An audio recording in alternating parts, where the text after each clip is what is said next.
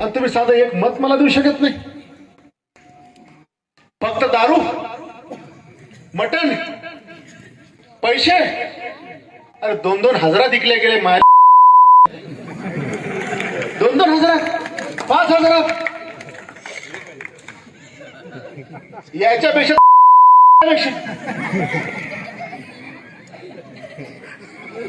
अरे एकीकडे हा आमदार आपल्या लेकीबाईचं कल्याण करायला निघाला, या मतदारसंघाचं कल्याण करायला निघाला. मला काही स्वार्थ त्याच्यामध्ये नाही. आणि हे लोक फक्त म्हणतात की संजय गायकवाडला पाडा कशा करता.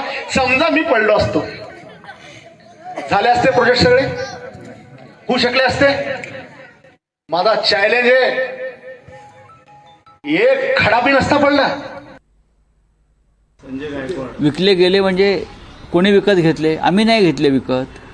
याचा अर्थ ज्या पद्धतीचं मतदान झालेलं आहे या महाराष्ट्रात, त्याचा पोलखोल या आमदारानं केलेला आहे.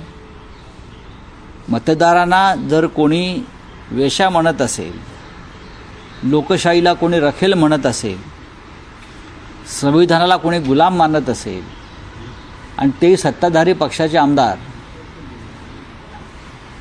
तर देवेंद्र फडणवीस राज्याचे मुख्यमंत्री आहेत, ही त्यांची जबाबदारी आहे. 2-2 हजारांना मतदार विकत घेतले आम्ही, आणि मतदारांना अशा प्रकारे अश्लील बोलणं, वेश्या बोलणं, या संदर्भात विधानसभेचे अध्यक्ष, राज्यपाल यांनी त्याच्यावरती मत व्यक्त केलं पाहिजे. आम्ही तेच म्हणतोय ना.